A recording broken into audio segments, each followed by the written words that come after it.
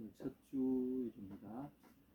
이제 봄이 완연하게 우리 앞에 다가와 있습니다. 함께 하나님 말씀 묵상함으로 3일 첫 주 예배 드리도록 하겠습니다. 요한복음 1장 35절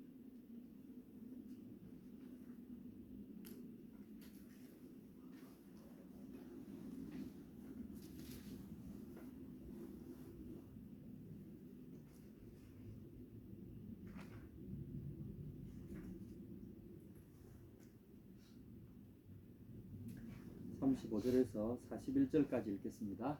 준비되셨습니까?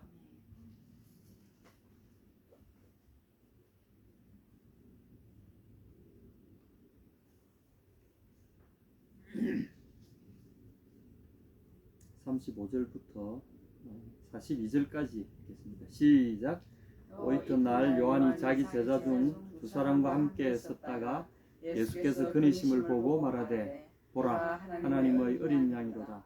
두 제자가 그의 말을 듣고 예수를 따르거늘 예수께서 돌이켜 그 따르는 것을 보시고 물어 이르시되 무엇을 구하느냐?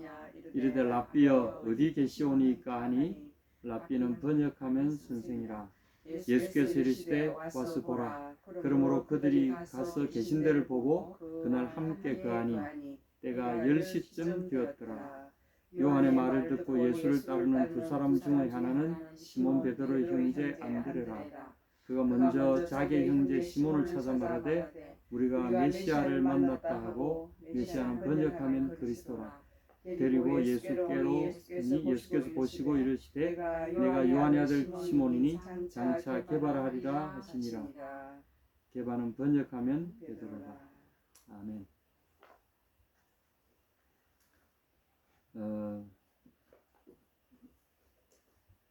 오늘 말씀은 예수님이 제자들을 만나는 그런 장면입니다. 우리가 이제 한국 교회에 80년대부터 외국의 선교사들이 와서 이 제자 훈련이라는 걸 소개했어요. 그래가지고 이 80년대 그 소위 말하는 제자 훈련이라는 프로그램에 매료돼 가지고 그때부터 그 젊은이들이 신학교도 가고 목회도 하고 하면서 교회로 쫙 퍼져 가지고 요새는 제자 훈련 이런 말이 아주 일반화되어 있습니다. 여러분도 한번 다 들어보셨죠? 그리고 뭐 제자 훈련 다 받으셨을 줄 압니다. 그래서 이제 우리가 제자라는 개념을 생각할 때 사실은 이 성경에서 어떻게 시작됐는가, 또 성경에서 말하는 이 제자라는 개념은 어떤가, 또 그들의 스승과 제자와의 관계에서 이제 우리가 성경에는 뭐 제자 훈련 이런 말은 없습니다. 이제 사람들이 만들어낸 거죠. 제자를 훈련시켜서 제자를 만든다, 뭐 이런 이제 의미로 쓰이는데, 사실 이거는 이제 훈련이란 말은 군대 용어잖아요.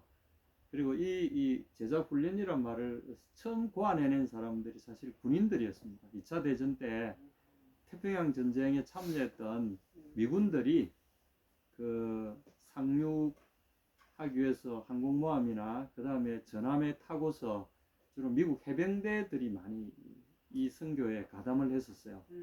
그래서 이제 그 생사를 오가는 그 와중에 그 중에 그 유명한 도슨 트로트맨이라는 한 젊은이에게 휴가 나왔다가 이 제자에 관한 이야기를 듣고 그 이제 1대1 이제 훈련이란 뭐 그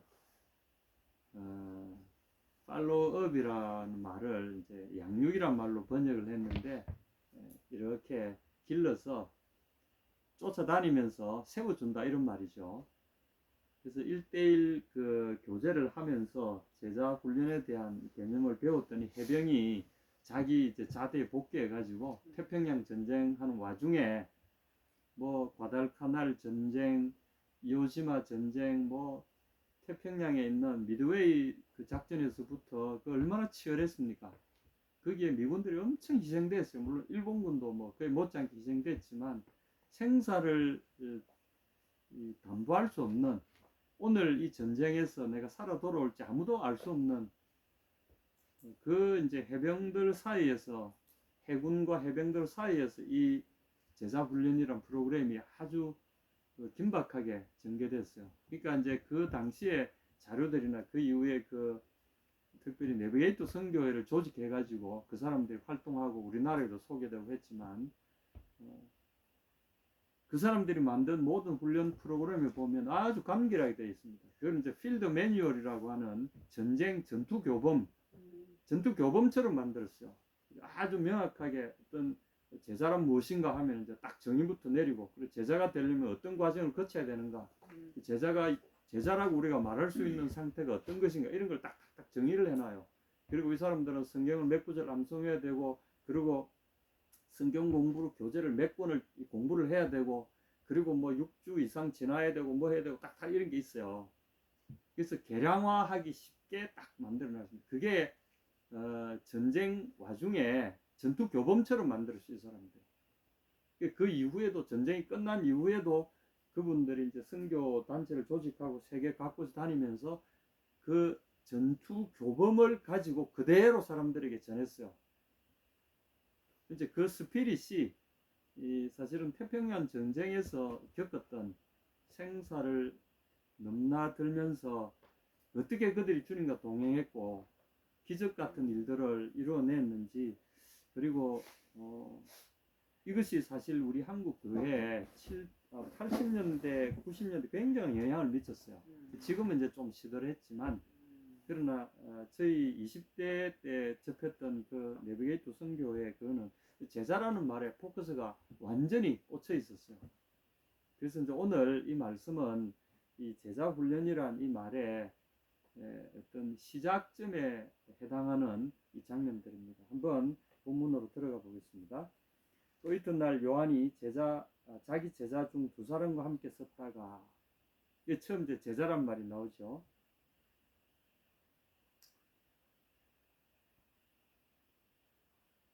여기 보면 여러분 이제 제자라는 것과 스승이라는 이 관계가 어떻게 지금 이 사실 제자 훈련 중입니다. 35절부터 42절까지 이 내용은 제자 훈련하고 있는 과정이에요. 우리가 그리고 어떻게 제자와 스승의 관계가 맺어지고 또 그들의 그 교육 과정은 어떤 식으로 이루어지는지를 여기에 이렇게 보여주고 있어요. 오늘 본문을 보시면서 그걸 잘 관찰해 보시기 바랍니다. 요한이 자기 제자 중 2사람과 함께 서 있었다.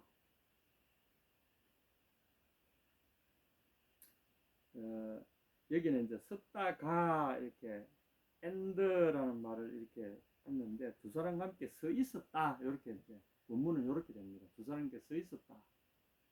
이건 뭘 의미하는 겁니까? 스승과 제자는 항상 같이 있었다는 거죠. 스승과 제자는 항상 같이 붙어 있어서, 우리처럼 이렇게 뭐 이번에 무슨 뭐 프로그램이 뭐 10주 프로그램이 있다, 제자 프로그램이 있다, 그래야 정한 시간에 딱 만나고 끝나면 딱 가고, 이게 아니라 그들은 같이 다니고 같이 먹고 같이 자고 같이 생활한다는 거죠. 생활 공동체를 이루어서 서로 삶을 통해서 가르치고 배우고 했다. 이거 굉장히 중요합니다. 우리하고 이제 요즘 이렇게 하기 참 어렵죠. 그런데 어쨌거나 예수님 당시에 이 제자라는 개념은 이제 깊이를 보면은 유대교의 그 랍비와 그 제자들, 그런 개념이 확장된 겁니다. 거의 지금 랍비와 그를 추종하는 그 제자들의 생활 관습, 그걸 그대로 이어받았다고 볼 수 있어요. 랍비라는 말이 곧 이제 나오게 됩니다만은, 하여튼 함께 한다. 첫 번째 원칙, 제자 훈련의 첫 번째 원칙은 스승과 제자는 함께 한다.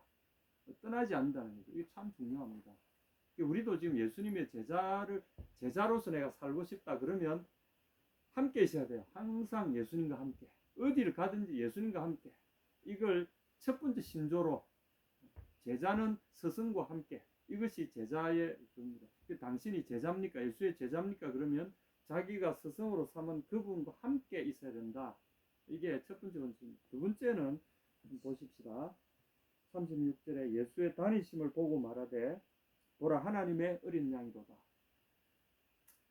이 말씀은 이 1장 29절에 똑같은 이 이야기를 했어요. 세례를 줄 때, 세례 요한이 요단강에서 세례를 주고 있을 때, 예수님이 세례받아 나오실 때, 그때 오시는 예수님을 보고 보라, 세상 죄를 지고 가는 하나님의 어린 양이다. 여기 이제 어린 양은, 하나님의 어린 양은 하나님이 예비하신 또는 하나님께 드려질 하나님께 제사를, 하나님을 위한 제사용으로 선택되어진 양이다, 이런 뜻입니다. 하나님의 어린 양이다. 그럼 하나님이 소유 뭐 이런 개념뿐만이 아니라 하나님께 제사되어질, 하나님을 위하여 제사할, 하나님을 예배하고 하나님께 제사하기 위한 제사용, 하나님을 제사하기 위한 양이다, 이런 뜻입니다. 역시 36절 똑같은 이야기를 합니다. 하나님께 드려질 제사물로서의 어린 양이, 그러니까 이 하나님께 드려질 제물로서의 양을 이야기할 때는 이건 이제 우리가 타민하다고 그럽니다. 아주 순수하고 흠도 없고 그 자체로 하나님께 드려지기에 완벽하게 어떤 순전함을 갖춘, 깨끗하고 거룩하고 아름답고 하나님 받으시기에 흠결이 전혀 없는 그걸 이야기합니다. 그래서 아무한테나 이 이야기를 할 수 없는데 세례 요한은 예수님을 향하여 두 번이나 이 표현을 썼어요. 보라, 하나님의 어린 양이다. 이 말 속에 함축하는 의미가 참 많습니다. 그러면서 누구 들으라고 이렇게 한 겁니까? 자기 제자들한테 이렇게 이야기하는 겁니다. 자기 제자들한테 들으라고, 보라, 저분이 하나님의 어린 양이다. 하나님이 당신을 위한 제사로 예비하신 거룩하신 분이다. 근데 단순히 봐라 저 하나님의 어린 양, 이렇게 한 게 아니라는 거죠. 제자들에게 눈짓을 하면서, 봐라, 저분이 하나님의 어린 양이다. 이 말이 뭡니까? 37절에 보면 이 말의 의미를 알 수 있습니다. 너희가 따라가야 될, 너희가 따라가서 배워야 할, 너희가 새로이 스승으로 삼아야 될 참 스승이 저분이시다. 그래서 제자들에게 저분을 따라가라, 그런 의도로 이야기한 겁니다. 그러니까 37절에 두 제자가 그의 말을 들었다. 그리고 예수님을 따라갔다. 이 조건을 일만 좇는다, 쫓아간다, 이건 이제 예스런 좀 표현인데 우리가 좀 알기 쉽게 표현하자면 그냥 따라간다. 예수님께로 따라가도록 보냈다. 세례 요한이 자기 제자들을 예수님께 인계해 주는 거죠. 여기에 세례 요한의 위대성이 있습니다. 첫째, 그의 위대성은 예수님이 누구신지 알아봤다는 것이고, 그 다음에 그가 할 일을 알았다는 거죠. 자기의 사명이 끝났다는 걸 알고 자기가 예비해 놓았던 사람들을 참된 스승이시요 참된 메시아이신 그분에게로 인계까지 했다는 거죠. 이게 이제 요즘 우리 목회자들이나 하나님의 일꾼들이 해야 될 아주 중요한 모본이기도 합니다. 그가 누구시라는 걸 알아보고, 그 다음에 내가 예비한 모든 자원들을 그분 앞으로 인계해 드려야 된다는 거죠.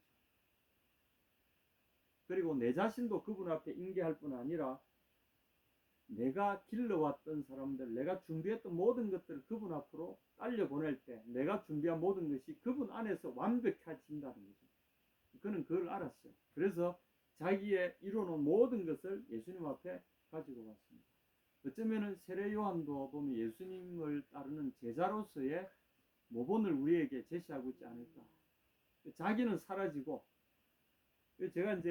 저도 제자 훈련이라는 그런 프로그램에 들어가서 한 횟수로 따지면 20몇 년을 삶을 보냈어요. 그런데 이제 어떤 일이 생기냐면 제 개인에게 참 문제가 있는데, 사람들을 제가 제자 훈련한답시고 이렇게 사람들을 이렇게 막 돕는다는 말을 씁니다. 사실 돕기도 하지만 사람들을 지도하죠. 지도하고 이렇게 이끄는데 보면 이제 이래라 저래라 제가 지시를 많이 하게 되죠.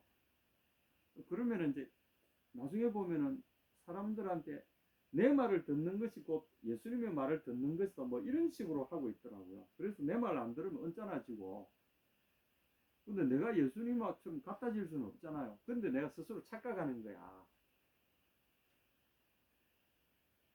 근데 이 세례 요한의 태도를 보면 예수님께로 항상 보면 예수님께로 소유권을 귀속시키는 거 있잖아. 이게 우리가 소위 말해 예수님을 따르는 제자 훈련에 참여한다는 분들이 따라야 될 정말 중요한 포커스 중에 하나는 모든 사람들 예수님 안에서 좀 자랐다고 하거나 또는 뭐 목사다 선교사다 무슨 뭐 장로다 할 거 없이 사람들을 나도 주님 앞에 굴복할 뿐 아니라 내가 돕고 내가 인도하고 내가 지도하던 사람들조차도 포커스는 나에게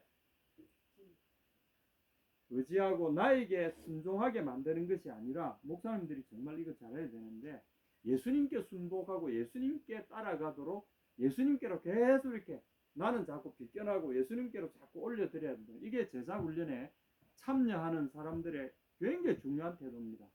이 세례 요한은 이걸 완벽하게 보여주고 있죠. 나는 쉬어야 하겠고 그는 흥하여야 하리라. 예수님께로 제 아들을 보라 하나님의 어린 양이다. 우리가 따라가야 할 분은 저분뿐이다. 그리고 자기도 무릎을 그 앞에 무릎을 꿇고 자기가 길러 오던 사람들을 주님께로 인도했다는 거죠.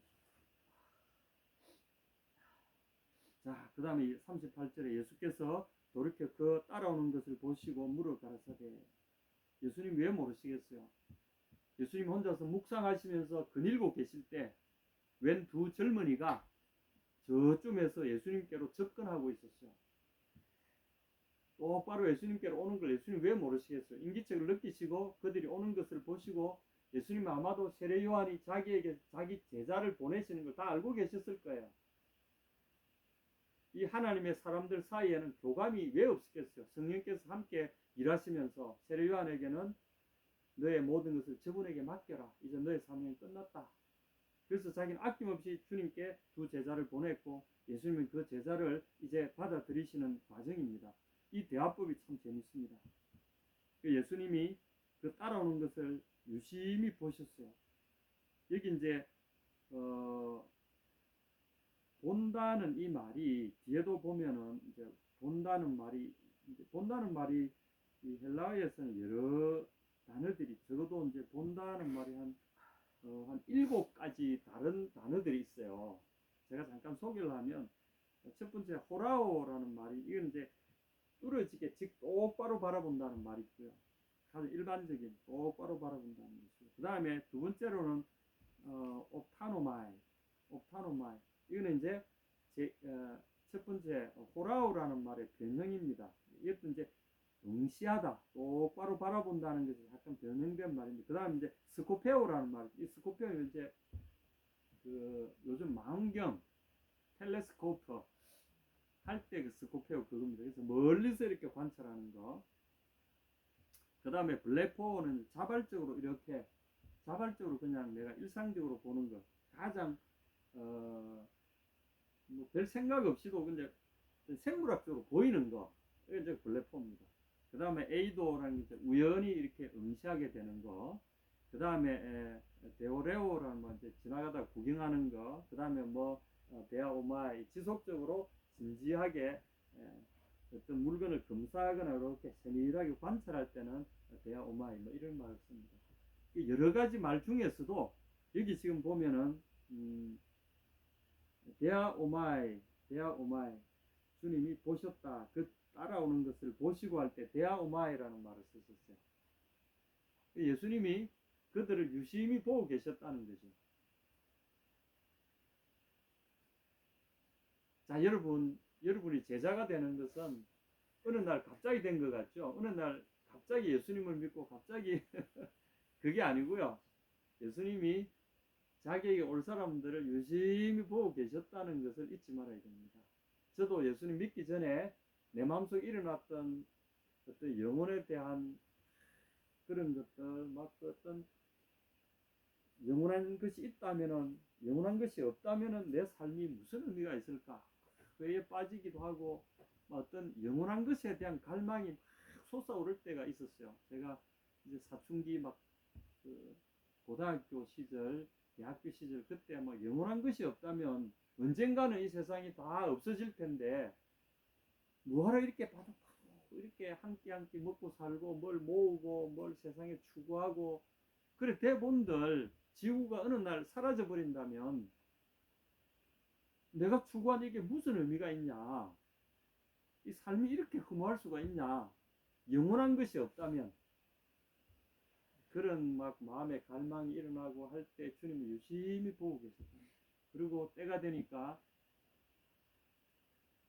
나의 환경 속에서 내 친구를 통해서 교회로 가자고 내 마음을 툭 건드렸는데 제 마음이 막 너무 기쁘더라고. 이런 사람들이 있었구나. 그럼 그냥 따라갔어요. 그리고 그 교회에서 막 들려주는 이런 말씀들 예배들을 막 쫙쫙 빨아들이기 시작했는데 주님은 보고 계십니다. 여러분의 방황과 그리고 그 영혼을 추구하는 그것을 주님이 보고 계셨다.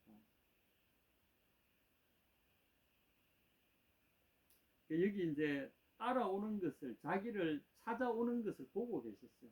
여러분 이걸 정말 우리가 잘 봐야 됩니다. 주님은 우리가 가진 작은 의문이나 어떤 영혼을 향한 우리의 이 갈망하고 뭔가 있을까? 무엇이 영원한 것일까? 무엇이 의미 있는 것일까? 우리 마음속 이런 것들 주님이 유심히 보고 계신답니다. 그런 의미에서 저는 어떤 도를 추구한다는 분들 또는 영원한 가치를 추구하는 분들은 다 존중합니다. 그것은 우리 속에는 하나님의 형상이기 때문에 더더욱 그러한 거죠. 그래서 종교는 다를지라도 이런 영혼을 추구하는 태도들은요 정말 그는 가치로운 겁니다. 짐승들에게는 찾아볼 수 없는 인간만이 가질 수 있는 그 존귀함이 영혼을 추구하는 영원한 가치를 추구하는 영원한 생명을 추구하는 이런 어떤 몸부림 속에 그 있다는 거죠. 그것을 주님은 유심히 보고 계셨다는 거예요. 그러시면서 그들에게 가까이 오시니까 그들에게 말씀하십니다. 무엇을 찾고 있는가? 제테이테, 티제테이테. 여기 이제 제테이테라는 이 제테오라는 이 헬라어는 숨겨진 것을 찾는다 그런 의미를 갖고 있습니다. 무엇을 추구하느냐 뭐 이렇게 번역해도 좋고요. 어떤 이건 이제 무엇을 찾느냐 잃어버렸거나 자기들이 생각하는 그 소중한 어떤 것을 뒤지고 다니는 사람들에게 묻는 말입니다. 무엇을 찾고 있어요? 이렇게 예수님은 너희가 무엇을 찾고 있느냐? 이제 무엇을 구하느냐? 뭐 이것도 나쁜 번역은 아닙니다만은 찾느냐 하는 것이 더 이게 원래 의미에 잘 맞습니다. 왜냐하면 이게 숨겨진 것을 구하는 것은 단순히 나의 필요를 채우기 위해서 한다는 말로 우리가 해석할 수 있기 때문에 숨겨진 의미, 어떤 가치롭고 영원한 어떤 것을 찾는. 그래서 여기서는 이제 이 사람들은 사실은 스승을 찾아왔잖아요. 스승을 찾아왔는데 제자가 되기 위해서 찾아왔으니 스승을 찾아왔어요. 근데 예수님은 이들에게 물어보셨어요. 너희가 찾고 있는 것이 무엇인가? 그러니까 그 제자들이 이렇게 이야기합니다. 랍비 어디 계십니까? 이 라바의 이제 1인칭 소유격이 붙어서 랍비라고 하는 이 이제 히브리 말이죠. 나의 위대하신 자여 이런 뜻입니다. 이제 이 사람들은 스승을 부를 때 나의 위대한 자. 이게 참 중요합니다. 하필이면 나의라는 말을 집어넣었다는 사실이 스승을 부르는 말에 쓰였다는 것은 의미가 있죠. 나의 위대하신 자여. 다른 사람에게는 모르지만 나에게는 당신은 위대한 자입니다. 이렇게 부르는 것은 나는 당신에게서 배우겠습니다. 이런 뜻입니다. 나는 나를 당신의 제자로 받아주십시오. 이런 의미를 함축하고 있는 것이죠. 랍비 어디 계십니까? 이 말은 당신이 머무시는 곳에 내가 가서 내가 함께 있으면서 배우기를 원합니다. 이런 뜻이죠. 우리말로 그냥 번역해 놓은 거 보면 이게 뭔 뜻인지 잘 모르겠죠. 그죠? 랍비 어디 계십니까? 내 주소 네가 알아서 말라고. 그런 것이 아니라 선생님 계신 곳에 제가 가서 제가 선생님을 제 위대한 자로 모시고 배우고자 합니다. 저를 제자로 받아주십시오. 이제 이런 말이죠. 예수님이 쓸데없다 이렇게 안 하시고 그들에게 바로 답하십니다. 어디 계십니까? 라는 말이 이제 메네이스. 당신이 어디에 머무르고 계십니까? 이런 말이죠. 당신이 머무시는 곳이 어디입니까? 이렇게. 그러니까 이제 처음에 세례 요한과 그 제자들이 함께 서 있었다라는 말에서 암시하는 것처럼 이 제자들은 스승과 함께 먹고 마시면서 배우기로 의당 제자는 그래 해야 된다. 제자 훈련은 그렇게 이루어진다는 그들이 알고 있었다는 거죠. 그렇기 때문에 그가 머물러 계시는 곳, 그가 지금 살고 계신 곳에 그 장소를 물어본 거죠. 어디 머물고 계십니까? 우리도 거기 가서 당신과 함께 머물면서 배우고자 합니다. 그러니까 이들이 구하고자 하는 말이 뭐죠? 랍비어 했을 때 우리는 스승을 구하고 있습니다. 그리고 당신이 우리가 구하는 그 스승이십니다. 이 대화가 그렇게 흘러갑니다. 그래서 예수님이 그들에게 말씀하십니다. 오라, 에르케스테, 와라. 이게 이제 명령문입니다. 그리고 옵세스테, 그러면 너희가 보게 될 것이다. 여기 이제 보다라는 말은 예수님이 제자들 따를 때 보다 하는 말하고 다른 말입니다. 여기 보다는 말은 처음에 이제 직시하다, 응시하다는 말인데 사실 이것은 가르침을 통해서 어떤 상황을 보게 되고 그걸 통해서 배운다는 말의 반대 개념인 거죠. 그래서 보는 것 이꼴은 꼭 배운다는 말이 되는 거죠. 내게로 와라. 그러면 너희가 어떻게 해요? 다른 말로 하면 보게 될 것이다. 그것이 배우게 될 것이다. 나를 보고 배우게 될, 보는 것이 배운 겁니다. 백문이 불여일견입니다. 제자 훈련의 가장 중요한 게 백문이 불여일견 이 원칙이죠. 와서 보라 이겁니다. 여러분이 이제 주님의 제자가 됐다 칩시다. 그리고 또 다른 사람을 우리가 제자로 좀 삼고 싶다 이랬을 때 어떻게 해야 된다고요? 내 삶을 그 다른 사람들에게 보여줌을 통해서 그가 배우도록 도와주는 거죠. 만약에 내 삶에 보여주는 것이 없다면 그 스승은 엉터리가 되는 거죠. 결국은 제자 훈련도 제자 훈련을 시켜드리는 사람, 이 사람이 이제 스승이 되어가지고 계속 또 다른 사람을 가르치고 그가 성장하면 그가 또 다른 사람을 이런 식으로 돼야 될 거 아닙니까? 그렇게 된다면 우리가 예수님에게 계속 그를 이끌어가면서 보여주는 거죠. 보여주는 걸 통해서 이 훈련의 과정이 진행된다는 거죠. 이게 굉장히 중요합니다. 첫 번째는 뭐죠? 스승과 함께 있어야 된다. 두 번째는 스승을 지속적으로 관찰하고 볼 수 있어야 된다는 겁니다. 우리는 그걸 어디서 하게 됩니까? 성경에서 하게 되고요. 성경을 지속적으로 가까이 하고 성경을 지속적으로 보고 거기에서 예수님의 모습을 계속해서 우리가 관찰해야 됩니다. 그래서 성령이 우리와 함께 하신 성령의 도우심으로 그분과 함께 하면서 계속해서 우리가 보아야 된다는 거죠. 계속 보면서 성경 말씀을 보고 그 성경 속에서 사람들이 어떻게 살아갔는지를 계속 봐야 된다는 거죠. 그걸 통해서 우리가 배우는 거죠. 예수님이 위기 때 어떻게 하셨는가? 제자들이 위기 때 어떻게 살아갔는가? 그걸 계속 배울 때, 보게 될 때 우리는 배운다는 거죠. 그리고 그 본 것을 그대로 우리가 하게 될 때 제자 훈련은 거기서 일어난다는 거죠. 그래서 여러분 제자 훈련은 어떤 프로그램에 참여하면 그것도 좋지만 그런 것도 도움이 됩니다. 그러나 그보다도 정말 지속적인 제자 훈련은 우리 일생을 통해서 성경 속으로 들어가서 예수님께로 가까이 가서 성경 안에 있는 예수님과 그의 사람들이 어떻게 살아갔는지를 지속적으로 관찰하고 보면서 배우고 그들과 함께 있어야 된다는 겁니다. 예수님이 그들에게 이야기했습니다. 오라.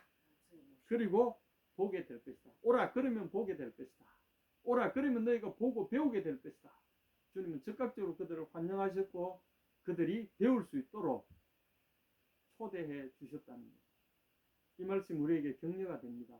실패했습니까? 또는 우리가 제자답지 못하다고 생각하십니까? 하루 이틀 배우가 제자가 되는 사람이 있겠습니까? 제자 훈련이라는 개념 속에는요, 천재 이런 거하고는 좀 다릅니다. 머리가 똑똑하다 뭐 이런 거와 좀 달라요. 왜냐하면 이것은 어린이가 태어나고 어린 시절을 겪으면서 자라고 보호되어지고 하면서 점점 더 자라고 이제 어른으로 이 과정 전체를 포함하고 있기 때문에 어떤 순간에 뚝딱 만들어지는 게 아니에요. 훈련소에 들어가가지고 뭐 그런 거는 가능하지만 훈련소에 들어가 몇 주를 훈련하고 나면 딱 되고 그런 게 아니에요. 제자 훈련은 성장 과정을 포함하는 성장 과정 속에서 이루어지기 때문에 전 생애를 아우르는, 그래서 저 생애의 단위마다 어떤 변화들이 딱딱딱 일어나긴 해요. 하면서 전 생애를 걸쳐서 지속적으로 일어나는 삶의 개념이기 때문에 여기서 굉장히 중요합니다. 그래서 이제 오늘 제자 훈련에 대한 기본적인 몇 가지를 제가 말씀을 드렸는데, 오늘 제가 이 성경을 보면서 성경 속에서 그들이 어떻게 했는가 우리가 지금 배우잖아요. 우리가 보잖아요. 이걸 우리가 그대로 적용할 수 있다면 가장 이상적인 성경적인 제자 훈련에 우리가 참여할 수 있게 되는 겁니다. 여러분 혹시 좋은 스승을 만나지 못하신 분이 있습니까? 바로 지금 성경 속으로 오십시오. 그리고 세례 요한에게 배우고 그리고 그 제자들에게 배우고 예수님께 배우면 됩니다. 그들을 잘 보게 되는 순간에 우리는 제자 훈련의 과정에 입문하게 되고 동참하게 된다는 사실을 기억하시기 바랍니다. 그래서 예수께서 오라, 그리고 그러면 보게 될 것이다 하고 초대해 주셨을 때 저희가 가서 계신 데를 보고 그가 머무시는 곳에 살고 계신 데를 보고 예수님의 거처에 같이 있었다는 거죠.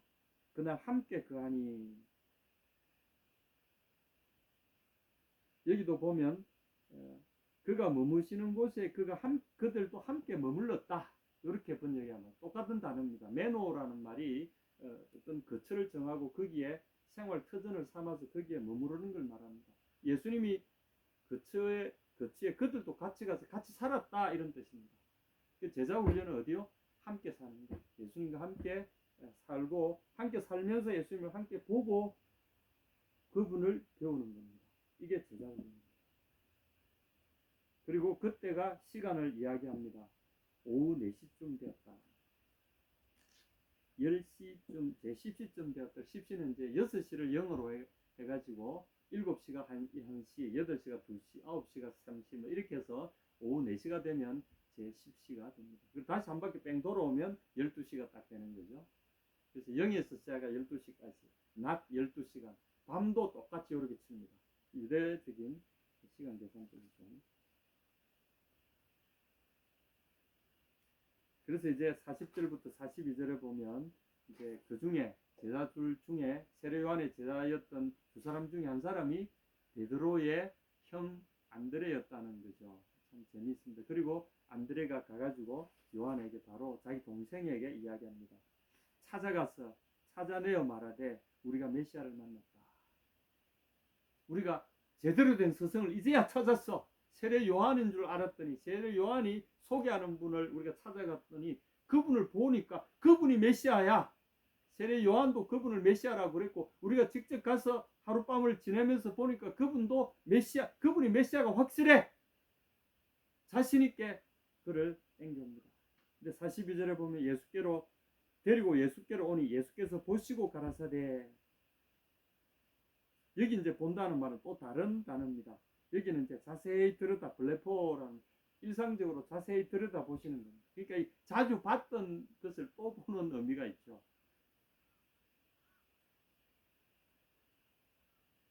그렇게 보더니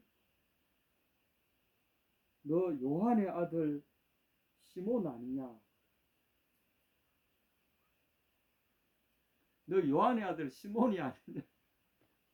알고 계셨다는 거죠. 왜냐하면 같은 동네 사람이, 예수님이 이 사람을 알고 계셨다는 겁니다. 너는 시몬의 아들 예, 요한의 아들 시몬이구나. 이 요한이나 이제 예호하난, 시므온 이게 다 이제 히브리 이름입니다. 그러니까 고향에서 불리던 히브리 그 이름을 그대로 쓰고 있죠. 그런데 너는 앞으로 게바라고 불리게 될 것이다. 번역에는 보면 베드로라 이랬죠. 번역은 무슨 말로 번역을 해요? 그렇죠. 헬라 말로 번역을 하면 페트로스, 반석이라는 페트로스. 똑같은 그 말은 케파스. 이게 이제 히브리 말, 아람어를 히브리 말의 하나의 같은 범주로 보통 봅니다. 그래서 케파스는 이제 아람어죠. 히브리 말로 케파스. 바위라는 뜻입니다. 그래서 예수님이 그에게 별명을 딱 지어주세요. 너는 앞으로 이 바위는 그냥 조그만 이런 뭐 돌덩어리가 아니고 집안에 그냥 집안을 버티고 서는 광대한 지역을 바치고 서 있는 바위 집안을 가리킵니다. 그래서 그 위에 어떤 건축물이라도 서면은 흔들리지 않는 어떤 지진이나 어떤 거기에도 끄떡없는 이 그런 이제 바위 지대 아주 그래서 이 원대한 이름을 그에게 붙여주시면서 너는 개바라. 자, 오늘 말씀을 여기까지 제가 맺겠습니다. 제자 훈련에 여러분 스승은 제자들을 알아보고요. 너는 개바다라고 말했을 때 시몬 정도가 아니라 너는 앞으로 개바다라고 말씀하시면 어떤 의미가 있습니까? 너는 원대한 터전이 되는 위대한 가능성을 지닌 인물이구나라고 그를 딱 알아보셨다는 거죠. 그리고 제자들은 그들의 이전 스승이 가르쳐준 대로 이는 하나님의 어린 양이요 이는 바로 우리가 따라가야 될 바로 그 메시아다라고 그들은 알아봤다는 거예요. 스승과 제자는 스스로 알아보는 겁니다. 그래서 스승은 제자를 알아봐주고 제자는 스승을 알아봐주고 그리고 그들은 함께 늘 머물면서 서로를 보여주고 서로를 보고 그리고 서로를 닮아가는 밀고 끌어주고 그리고 하나가 되어서 함께 살아가면서 서로가 서로에게 스승은 제자에게 자신의 모든 걸 쏟아붓고 제자는 스승에게 자신의 모든 것을 의탁해서 스승을 배워가는 이것이 제자 훈련입니다. 그래서 여러분 주님의 이 초대 가운데 여러분을 초대합니다. 함께 주님을 따라갑시다. 아멘.